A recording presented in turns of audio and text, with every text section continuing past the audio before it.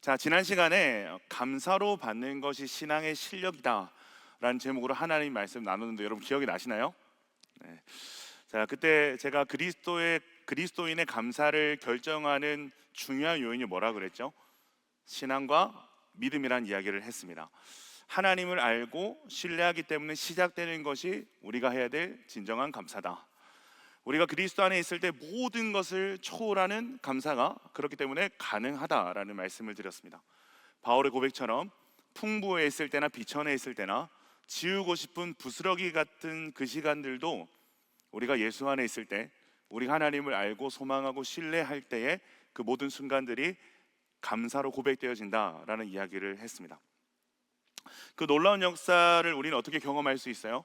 말씀과 기도를 통해서 우리는 그 역사를 경험할 수 있다라는 말씀을 전했습니다. 예수로 충분한 것이 무엇인지, 약함을 초월하여 그리스도를 자랑하는 감사가 무엇인지를 우리가 알게 되는 거죠. 그렇기 때문에 그리스도인의 감사의 촛불, 우리가 첫 번째로 밝혀야 되는 그 불은 믿음이라고 했습니다. 그 하나의 촛불로 우리의 감사가 시작될 때 인생 전체의 풍성한 감사가 채워지게 되는 것이죠. 이전에는 그냥 존재하는 줄 알았던 해와 달도 하나님께서 나를 위해서 지어주신 것임을 알게 되고, 숨 쉬는 것, 볼 수 있는 것, 들을 수 있는 것, 맛볼 수 있는 것, 가족이 있는 것, 친구가 있는 것, 이 모든 게 당연한 게 아니라 하나님이 우리에게 주신 은혜요, 선물이요, 감사라는 것을 우리가 깨닫게 된다라고 했습니다.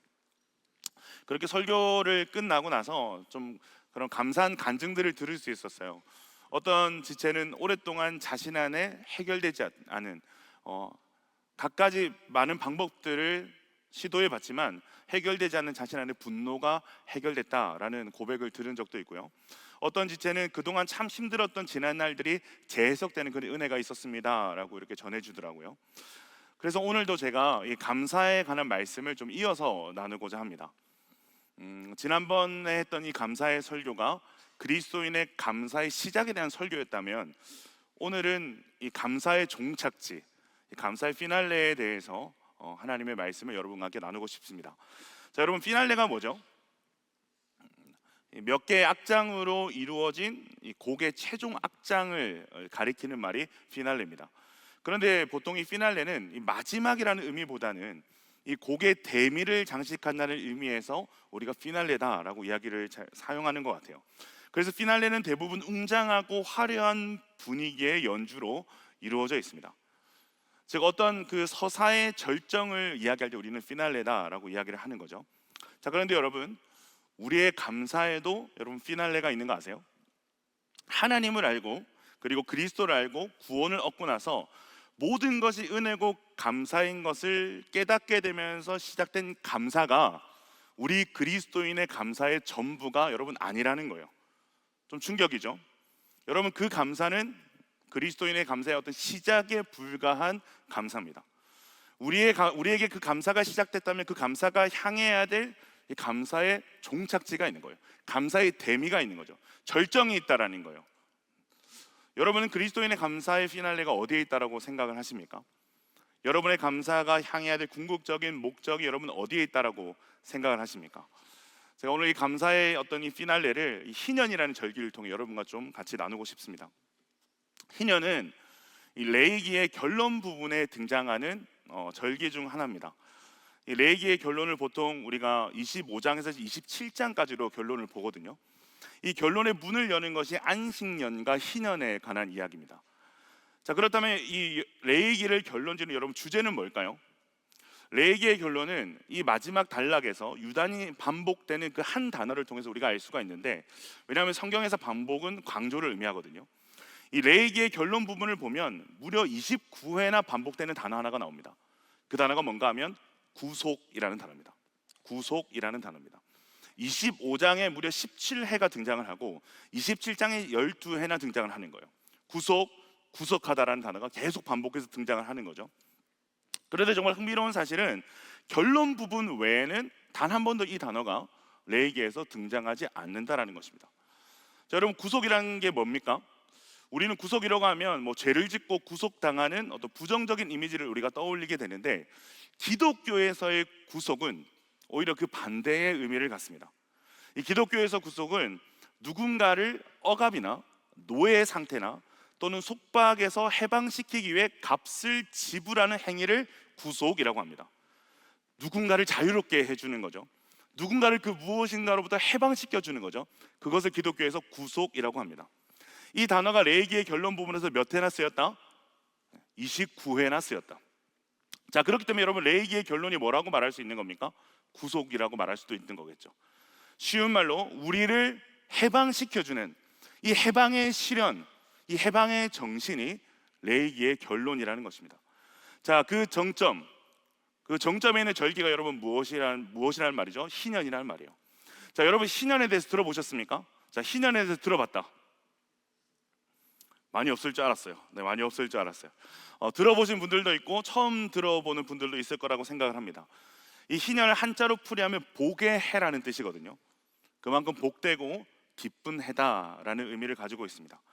이 희년을 알려면 안식일과 안식년에 대한 개념을 우리가 먼저 알아야 돼요. 여러분, 안식일은 어떤 날입니까?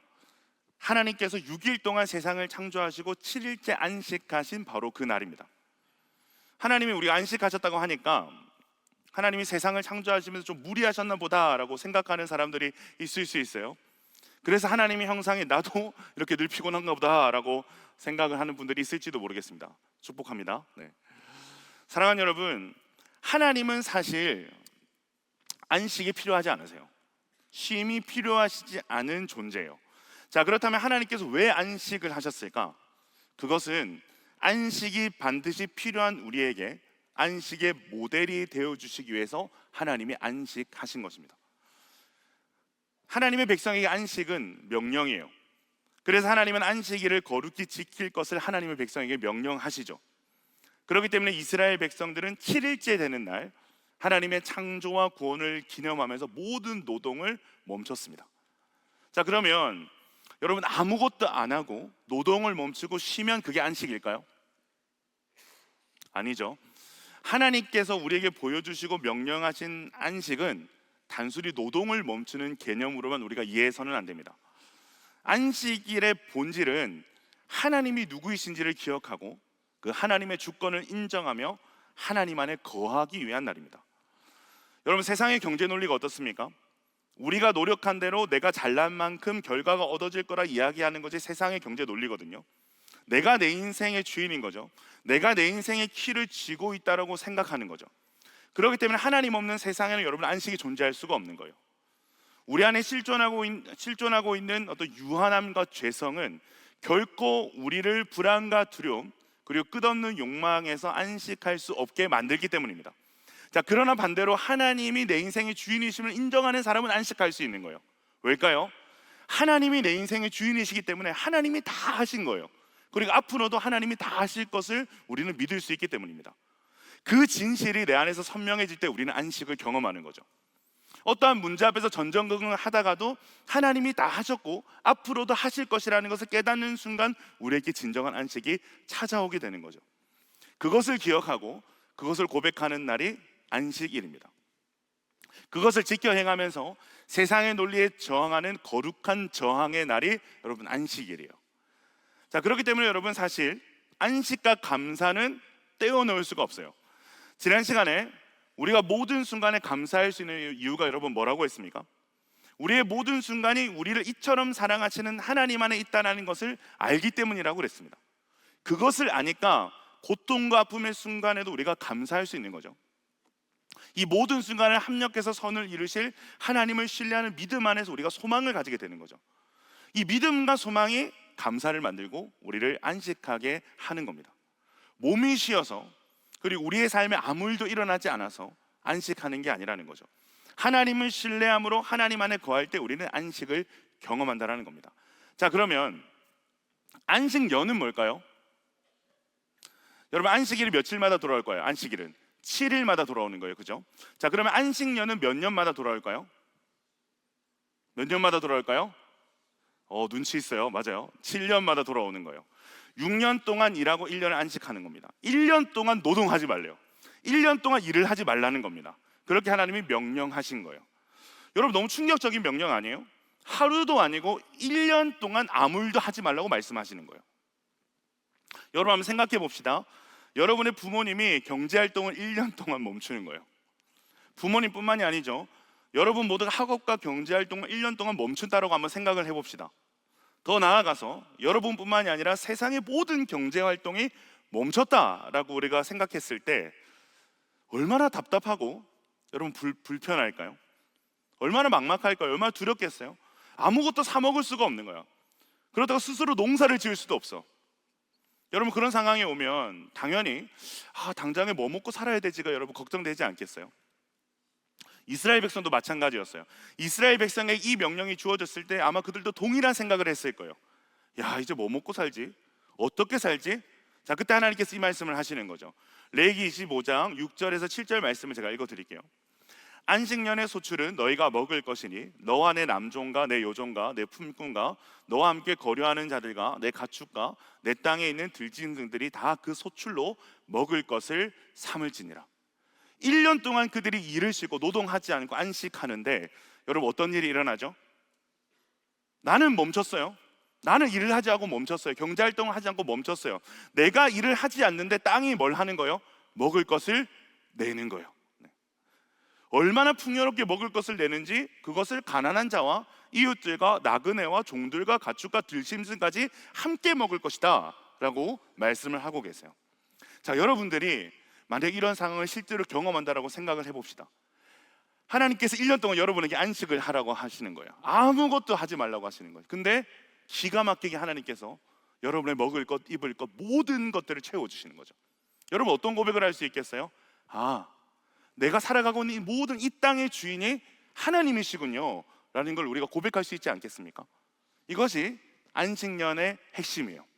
그 땅을 쉬게 하는 것, 우리가 살아가는, 우리가 경제활동을 하는 우리 일상의 땅을 쉬게 하는 것, 그 땅을 안식하게 하는, 그래서 땅의 주인이 하나님이신 것을 고백하게 되는 거죠.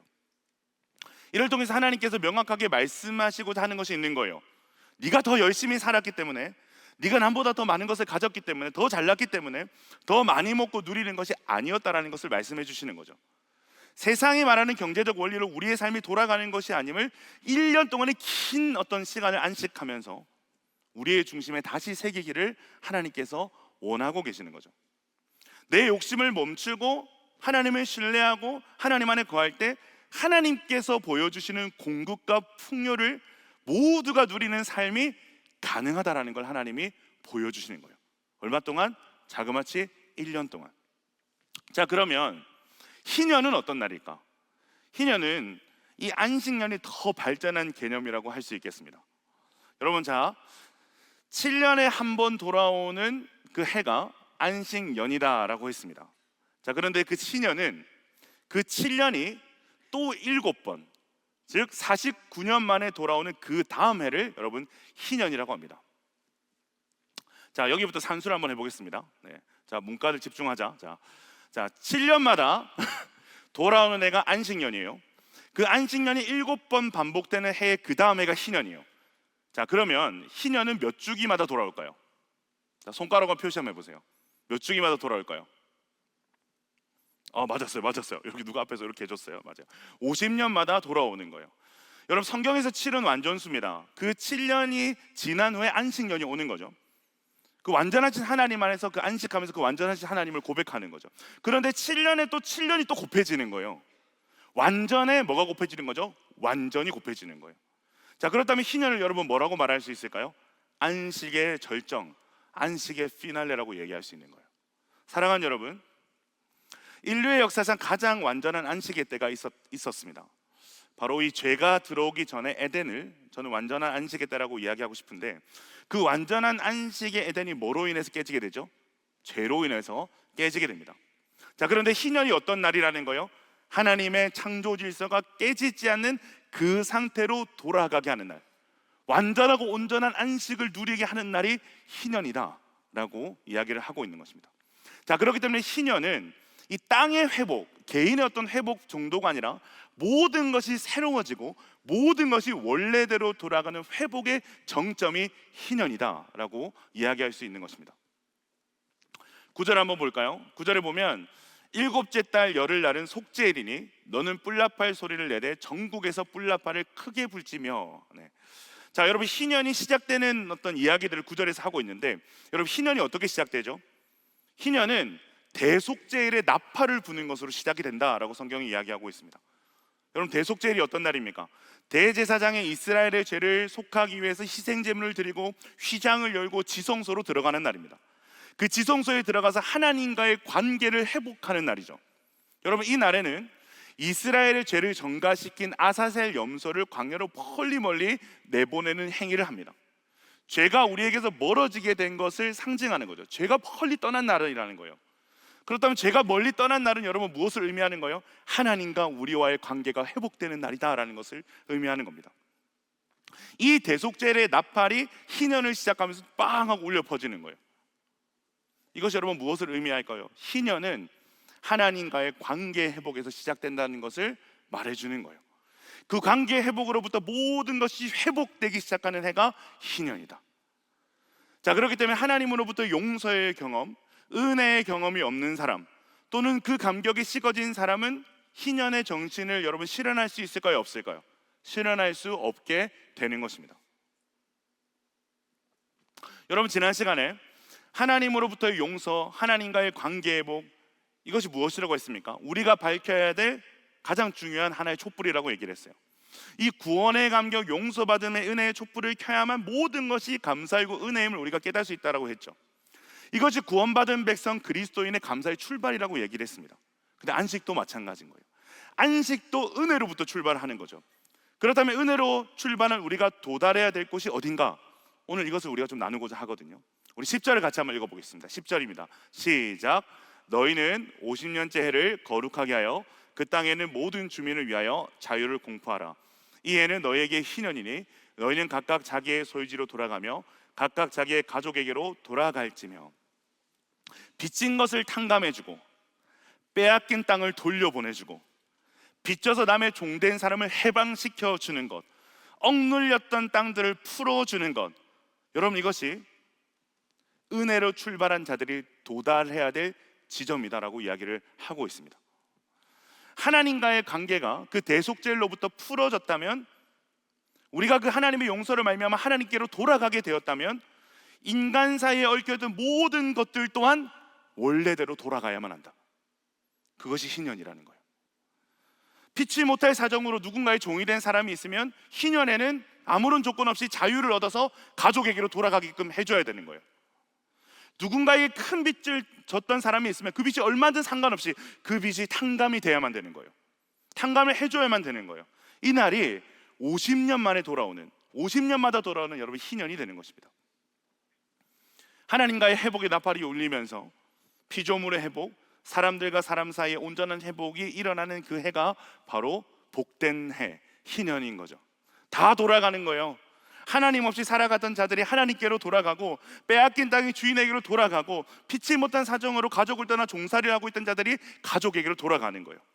그래서 10절에 보면 두 번이나 돌아가며 돌아갈지며 라는 말이 반복되고 있는 것입니다.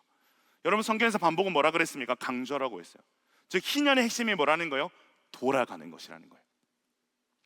창조 본연의 질서로 돌아가는 것, 깨어지지 않은 하나님 나라의 모습으로 돌아가는 것, 하나님께로, 원래 내 가족에게로, 원래 내 땅으로 돌아가는 것, 이것이 희년인 거죠. 그리고 이것이 레위기의 핵심인 거죠.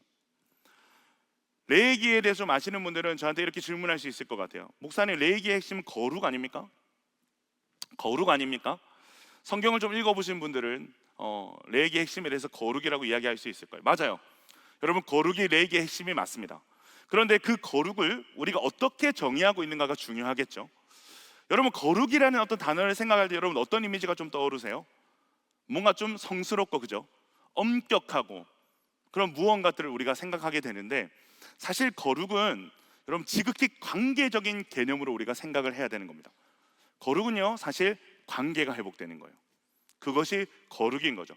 죄로 인해서 오염되고 어그러진 관계가 풀어지는 것, 불평등이 해소되는 것, 하나님 나라의 정의와 공의가 실현되는 것, 여러분 이것이 바로 거룩인 거예요. 그 완성될 하나님 나라의 예표로서 하나님께서 희년을 말씀하시고 계신 거죠. 자, 근데 문제가 있어요. 이스라엘 백성이 희년을 50년마다 돌아올 때마다 지켜야 되는데 이들이 신년을 제대로 지킨 적이 있다 없다? 없는 거예요.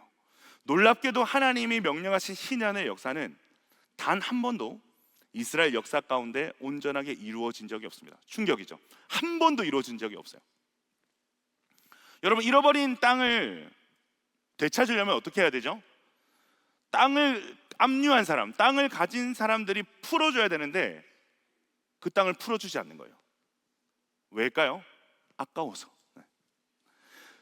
종들이 돌아가려면 종을 부리는 사람이 풀어줘야 되는데 풀어주질 않는 거예요. 가진 자들이 풀어주지 않으니까 땅도 회복이 안 되고 사람도 회복이 안 되는 거죠. 이것은 어떤 의미로 얘기할 수 있을까요? 구원의 감격으로 말미암아 감사의 촛불은 켰어요. 하나님이 나를 어떻게 구원해 주신 것에 대한 것들을 알고 감사의 촛불은 켰단 말이죠. 그런데 그 감사가 확장되지 못하는 거죠. 감사가 궁극적으로 나아가야 될 궁극적인 목적지까지 나아가지 못하는 거죠. 그러니까 그 감사의 촛불 하나 간수하기도 힘든 거예요. 그러다 보니 그 촛불이 꺼지기도 하고. 여러분, 우리는 어떻습니까? 모든 것이 은혜인 것을 깨닫게 된 것에서, 우리에게 허락하신 모든 것들이 하나님의 것들임을 우리가 깨닫게 된 것에서, 여러분, 우리의 감사가 멈추진 않았습니까? 가만히 그 감사의 촛불 하나만 들고 우리의 삶을 비추는 데만 여러분 급급한 삶을 살고 있지는 않습니까? 그러면 미안하지만 그 감사의 불은 금방 사그러들게 될 것입니다. 여러분, 그렇잖아요. 촛불 하나는 언제든 쉽게 꺼질 수 있는 거잖아요. 그렇기 때문에 그리스도의 감사의 촛불은 사실 누군가를 계속해서 번져나가야 되는 거예요. 도달해야 될 목적지가 분명히 있는 거죠. 그 목적지가 무엇입니까? 내가 가진 감사의 촛불이 반드시 누군가의 감사의 불을 밝히는 일들로 여러분 연결돼야 되는 거예요. 예를 들면 이런 거예요. 여러분, 점심 맛있게 드셨어요? 점심을 맛있게 먹었어요. 그러면 나에게 이 식사를 허락하신 하나님께 감사함과 동시에 굶주린 이웃들을 위해서 그들을 생각하며 기도해야 되는 거예요. 더 나아가서 그들도 나와 같이 굶주림에서 벗어나 배불리 먹을 수 있도록 하는 일들을 고민하고 우리는 행동할 수 있어야 된다는 거예요. 이번 주 금요철 합심 기도 시간에 제 마음을 너무 아프게 한 기도 제목이 있었어요. 목사님이 막 기도 제목을 던지시는데 이렇게 막 기도 인도를 하시는 거예요. 찬양과 기도 소리가 울려 퍼지는 지금 이 금철의 시간에 지구촌 어딘가에서는 총성과 포격 소리가 울려 퍼지고 있다는 거예요. 우리는 이렇게 영광스럽게 하나님을 찬양하고 기도하고 있는데 그 시간 지구촌 어딘가에서는 절규와 통곡의 비명을 지르고 있는 사람들이 있다는 거예요. 우리가 그들을 잊지 말라는 거죠. 우리가 잠시 잊고 살았는데 생각해보니 그런 삶을 지금도 이 순간에서 살아가고 있는 사람들이 있다라는 거죠. 그렇기 때문에 우리는 찬양과 기도와 예배를 드릴 수 있음에 감사하면서도 고통 가운데 전쟁과 테러의 위험 속에 있는 그들을 어떻게 해야 되는 거예요? 기억해야 되는 거예요. 그리고 그들을 위해서 기도해야 되는 거죠. 그리고 그들을 돕기 위한 행동을 해야 되는 거죠. 연말이잖아요, 그죠? 연말이 되면 가족과 함께 혹은 사랑하는 누군가와 함께 행복한 시간들을 여러분 보내게 되지 않겠어요? 외로운 분들도 있겠죠. 네. 그런데 그런 시간을 보내면서 그것이 당연한 것이 아님에 하나님께 감사함과 동시에 여러분 무엇을 해야 되는 거예요? 그것을 누리지 못하는 형제 자매들, 이웃들을 기억해야 되는 거예요. 그들을 위해 기도해야 되고 그들을 위해 우리가 행동할 수 있어야 되는 거죠. 좋은 직장에 취업했어요. 사업에 성공했어요. 그럼 이 모든 취업의 길을 열어주시고 사업을 성공하게 하나님께 감사해야죠. 내가 잘나서가 아니라 이 모든 게 하나님의 은혜입니다라고 고백하고 감사할 수 있어야죠. 그러나 감사가 여기서 멈추면 안 되는 거죠. 가난하고 궁핍한 자들을 향해 취업과 사업의 꿈을 꾸고 있지만 환경이 어려워서 발을 내딛지 못하는 이들을 위해 우리가 기도하고 행동해야 되는 거죠. 여러분, 이것이 우리의 감사가 도달해야 될 궁극적인 지점이라는 사실을 희년이 우리에게 말씀해 주고 있는 거예요. 여러분, 신약 성경에 보면 예수님의 감사가 등장합니다. 여러분, 예수님도 감사하신 거 아세요? 네. 예수님의 감사가 등장해요.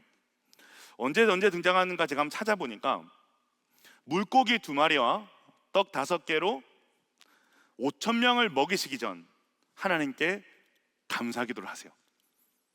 감사기도 하면서 하나님 축사를 하시거든요. 목자 잃은 양같이 기근하고 굶주린 그들을 먹이시는 일에 예수님의 감사는 향하고 있는 거예요. 굶주림이라는 멍에를 지고 있는 자들을 자유케 하시는 일에 예수님의 감사가 향하고 있었어요. 또 언제 예수님께서 감사기도를 하실까요? 죽은 나사로를 위해 기도하실 때 감사 기도하세요. 죽음의 문제를 해결하시는 그 일에 예수님께서 하나님께 감사하세요. 여러분, 나사로의 죽음과 부활은 예수님의 죽음과 부활을 예표하는 아주 중요한 사건이거든요. 여러분, 죽은 나사로를 살리시고 예수님께서 무덤에서 나오게 하시죠. 자, 그런데 그 뒤에 곧 누가 그 무덤으로 들어가십니까? 예수님께서 들어가시죠. 예수님께서 죽임 당함으로 그 무덤으로 들어가시는 거죠. 즉, 나사로를 죽음에서 해방시키기 위해 예수님께서 죽음으로 들어가시는 거죠. 예수님께서 그 일에 뭘 하신다? 감사하신다. 그 일에 감사하신다. 또 예수님의 감사가 등장하는 곳이 있어요. 놀랍게도 되게 비슷하더라고요. 예수님의 감사는 잡히시기 전날 밤 제자들과 마지막 만찬을 하시면 떡과 포도주를 나눌 때 예수님이 감사하세요. 여러분, 떡과 포도주가 뭘 의미하죠? 자신의 생명을 나눠주심으로 스스로 구원할 수 없는 우리를 구원해 내시겠다는 거예요. 다 나눠주시겠다는 거예요. 생명까지도 나눠주시겠다는 거예요. 근데 그 일에 예수님의 감사가 있었어요. 예수님은 우리에게 이미 감사가 도달해야 될 곳을 다 보여주신 거예요. 우리의 감사가 어디를 향해야 될지를 이미 다 말씀해 주신 거죠. 이미 예수 그리스도 오심으로 이미 임한 그 하나님의 나라를 살아가면서 하나님의 나라를 누리지 못한 자들을 향한 자신의 희생과 헌신에 예수님의 감사가 있었다는 것을 우리에게 보여주고 계신 거죠. 누가복음 4장 18절 19절에 이런 말씀이 있어요. 주의 성령이 내게 임하셨으니 이는 가난한 자에게 복음을 전하게 하시려고 내게 기름을 부으시고 나를 보내사 포로된 자에게 자유를, 눈먼 자에게 다시 보게 함을 전파하며 눌린 자를 자유롭게 하고 주의 은혜의 해를 전파하게 하려 하심이라 하였더라. 여러분, 누가복음 우리가 방금 읽었던 4장 19절에 나온 은혜의 해가 여러분 어떤 해를 말하는 것 같아요? 우리가 계속해서 지금 이야기해왔던 희년을 이야기하는 거예요. 희년을 예수님께서 은혜의 해라고 말씀을 하시는 거죠. 이스라엘이 단 한 번도 지키지 못한 희년을 예수님이 성취하러 오셨다는 거예요. 하나님의 아들 예수가 가난한 자에게, 포로된 자에게, 눈먼 자에게, 눌린 자에게 은혜의 해, 희년을 전파하러 오셨다. 그 일을 위해 예수님은 하늘의 모든 영광을 버리시고 가난과 포로됨과 눌림의 자리에 한복판으로 뛰어들어오신 거예요. 가난과 포로됨과 억눌림이라는 우리의 모든 멍에를 짊어지시고 십자가에 오르셨어요. 그래, 그곳에서 찢기시고 죽으심으로 죄와 어둠에서 우리를 해방시키신 거죠. 우리를 자유케 해주신 거죠. 안식이 없는 자들에게 안식의 길을 열어주신 거죠. 십자가 위에서 자신의 몸을 다 찢어 해방의 길을 여시면서 예수님 뭐라고 말씀하셨습니까? 테텔레스타이, 다 이루었다라고 말씀하시면서 우리의 구속을 성취하셨죠. 그 구속의 일을 통해 우리를 운명 공동체 예수의 가족으로 묶어주신 일들 예수님께서 하시지 않았습니까? 우리를 완전히 구속하신 거죠.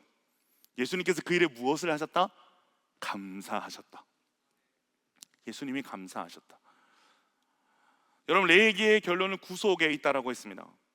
그런데 구속자라는 단어인 여러분 고엘은요, 고대 이스라엘 가족과 친족 가운데서도 흔히 사용됐던 단어가 이 고엘이라는 단어입니다.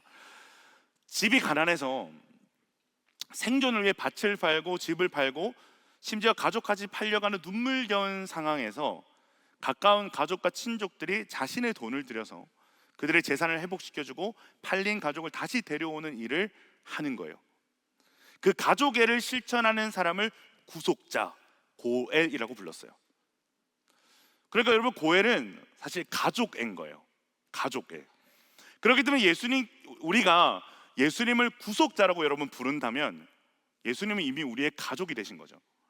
예수님께서 우리를 구속하실 타인으로 우리에게 다가오시는 것이 아니라 가족의 한 사람으로 우리에게 다가오시는 거죠. 그렇게 우리를 가족 삼으신 사건이 여러분 구속이거든요. 그렇기 때문에 우리가 어렵고 고통당하는 사람에게 예수님께서 보여주신 그 가족애를 실천할 때 그들은 우리의 가족이 되고 우리는 그의 구속자의 역할을 여러분 감당하게 되는 것입니다. 그 일을 예수님께서 우리를 향해서 이제 너희가 이 일을 감당해야 돼 라고 말씀하고 계신 거죠. 이제 너희가 이 은혜의 일을 전파해야 돼, 희년의 나팔을 너희가 불어야 되라고 예수님께서 말씀하고 계신 거죠. 이제 너희가 구속자가 되어야 되라고 말씀을 하시는 거죠. 나의 가족된 너희가 이제 다른 누군가의 그 복음을 가지고 나아가서 그가 당하는 절망과 눌림과 고통에서 그를 구속해 줘야 되라고 말씀하시는 거죠. 새로운 운명 공동체 예수의 가족으로 초청해야 되라고 말씀하시는 거죠. 이것이 구속당한 우리의 삶이 향해야 될 여러분 궁극적인 목적지인 줄로 믿습니다. 오프라 윈프리가 이것이 사명이다라는 자서전에서 이런 말을 했어요. 남보다 더 가졌다는 것은 축복이 아니라 사명이다. 남보다 아파하는 것이 있다면 그것은 고통이 아니라 사명이다. 남보다 설레는 꿈이 있다면 그것은 망상이 아니라 사명이다. 남보다 부담되는 어떤 것이 있다면 그것은 사명이다. 여러분이 남보다 더 가진 것은 여러분 개인의 감사 그 이상의 가치가 있다는 거죠. 그것이 돈이든 꿈이든 어떤 여러분의 상처든 어떤 부담이든 하나님 그 모든 것들이 우리의 사명으로 이어져야 된다고 말씀을 하고 계십니다. 저도 예전에는 몰랐어요. 예수님을 만나기 전에는 몰랐어요. 근데 예수님을 만나고 예수님의 가족으로 구속돼서 하루하루 살아가는데 이게 왜 사명이라고 말씀하시는구나 라는 것들을 알게 되더라고요. 여러분, 우리가 잘 아는 로마서 8장 28절 말씀을 보면 우리가 알거니와 하나님을 사랑하는 자 곧 그의 뜻대로 부르심을 입은 자들에게는 모든 것이 합력하여 뭘 이뤄요? 선을 이루느니라 라고 말씀하시죠. 모든 것을 합력해서 선을 이루신대요. 전에는 제가 이 선이 결국은 다 잘 될 거야 라는 말로 제가 이해를 했었거든요. 그런데 여기서 말하는 선을 곰곰이 생각하고 묵상해 볼수록 이 선은 그 이상의 선인 거예요. 모든 게 다 결국은 잘 될 거야 라는 선이 아닌 거예요. 어떤 선이냐? 누군가를 예수께로 구속하는 사명의 선인 거예요. 우리를 그런 사명자로 만들어 가시는 그 선인 거죠. 우리의 구속자 예수로 말미암아 깨닫게 된 나의 감사가 오늘날 여전히 그 감사를 누리지 못하는 누군가의 감사가 되게 하는 것, 그것이 우리의 모든 것을 합력하여 이루시고자 하는, 우리의 삶을 통해서 빚어내시고자 하는, 하나님이 우리의 삶을 통해 나타내고자 하는 궁극적인 선이라고 말씀하고 계십니다. 사랑하는 여러분, 저와 여러분은 하나님 나라를 세워가는 자들로 부름받은 줄로 믿습니다. 왜냐하면 우리는 예수님으로 말미암아 이미 임한 하나님 나라와 완성될 하나님 나라 사이를 살아가고 있는 존재이기 때문이죠. 여러분, 하나님의 나라는 어떤 나라입니까? 이 희년의 정신, 희년의 실현이 이루어지는 나라가 여러분 하나님의 나라예요. 그렇기 때문에 희년의 하나님 나라는 먼저 하나님과의 관계의 회복으로 시작이 되는 거죠. 그리고 인간과 인간 사이의 화평과 평등의 회복으로 돌아가는 일들이 일어나는 거죠. 더 나아가 인간과 땅의 회복으로 돌아가는 것이 하나님 나라의 완성입니다. 이 하나님의 나라가 누구를 통해서 완성돼 간다는 거예요? 예수를 믿는 각 시대의 그리스도인을 통해 완성해 간다라고 말씀하고 계십니다.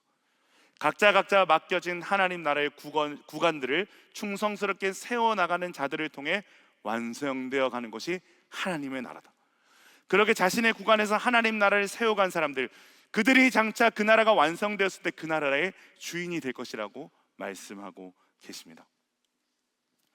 말씀을 정리하고자 합니다. 말씀을 정리하면서 나태주 시인의 기도라는 시를 여러분과 함께 좀 나누고 싶은데요, 제가 한번 읽어드릴게요.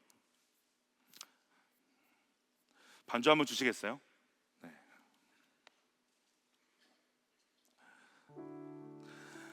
나태주 시인의 기도라는 시입니다. 외로운 사람이라면 나보다 더 외로운 사람을 생각하게 하여 주옵소서. 내가 추운 사람이라면 나보다 더 추운 사람을 생각하게 하여 주옵소서. 내가 가난한 사람이라면 나보다 더 가난한 사람을 생각하게 하여 주옵소서. 더욱이 내가 비천한 사람이라면 나보다 더 비천한 사람을 생각하게 하여 주옵소서.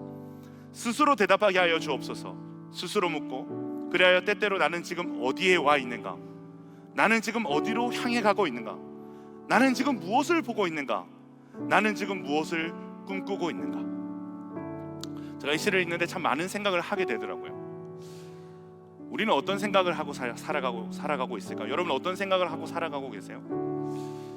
이 나태주 시인의 기도라는 이 시를 읽어보면 그의 생각은 내가 처한 상황을 넘어 이웃을 생각하는 인생으로 비춰지고 있죠. 그러니까 내가 처한 상황을 넘어 이웃을 생각하는 인생이 되기를 그는 끊임없이 기도하고 있다라는 거예요. 우리의 발걸음이 향해야 할 곳이 거기에 있고, 우리가 향해야 될 시선이 거기에 있고, 우리가 품어야 될 꿈이 거기에 있기에 날마다 그리스도인으로 부름받은 우리는 주님을 향해 묻고 대답해야 되는 거죠. 주님, 저 잘 걸어가고 있습니까? 주님, 제가 여기에 서 있는 것이 맞습니까? 연말입니다, 여러분. 여러분의 이 지나온 2024년 동안 많은 일들이 있었을 것이라고 생각을 합니다. 자, 그럼에도 불구하고 여기까지 우리를 인도해 주신 하나님의 그 은혜를 생각하면 얼마나 감사한지, 그죠? 그런데 여러분, 이제는 우리가 한 발 더 좀 나아갔으면 좋겠어요. 그 은혜를 누리지 못하는 자들에게, 그 감사를 누리지 못하는 자들에게 여러분 희년을 선포하는 일들로 우리가 나아가는 거예요. 그 희년을 이 땅 가운데 완성해 가는 거예요. 이 영광스럽고 아름다운 일에 여러분의 기도가 여러분의 인생에 향할 수 있기를 주님의 이름으로 축원드립니다. 우리가 일어나서 같이 함께 찬양할까요?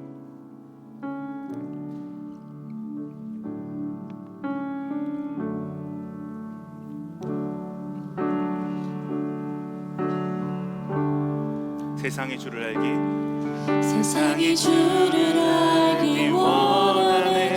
그가 주신 참된 평안을 모두가 누리길 원하네. 세상의 주를 알기 원하네. 세상의 주를 알기 원하네. 우리에게 부으신 그 사랑이 온 땅에 흐르길 원하네. 다시 한번 세상의 주를 알기 원하네. 세상의 주를 알기 원하네.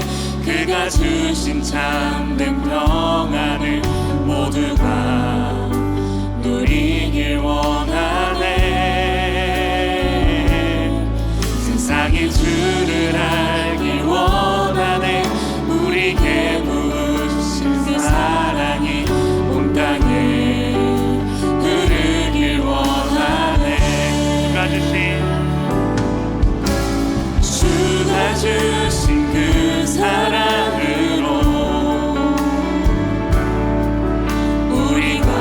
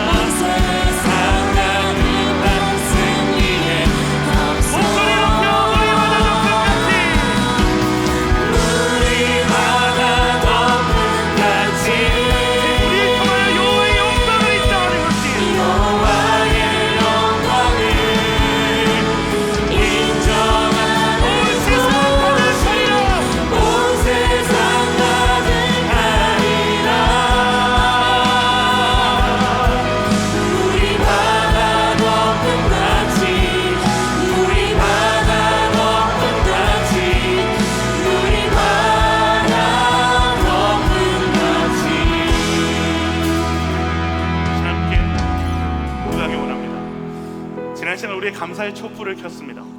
이전에는 몰랐는데 하나님을 알고 구원의 은혜를 알게 되니까 참 우리 인생에 얼마나 감사할 것이 많은지, 모든 것이 감사라는 것을 우리가 고백할 수 있었어요.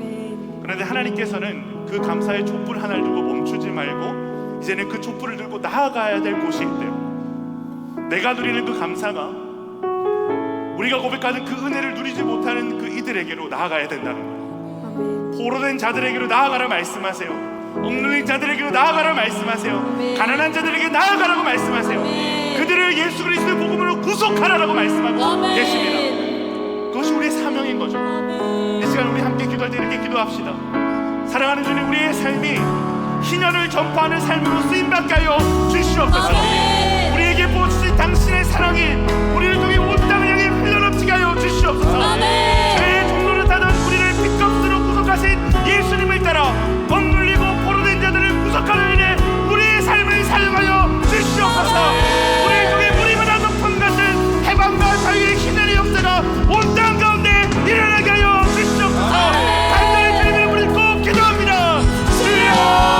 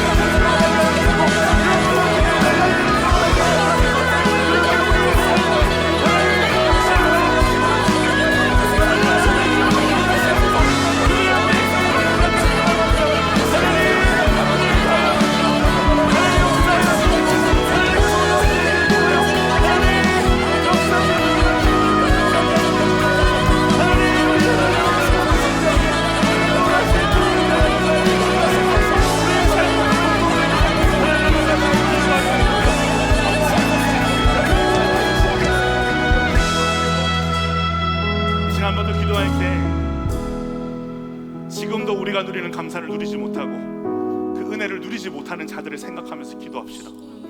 여러분, 우리의 감사는 우리만 행복하라고 주어진 것이 아니죠.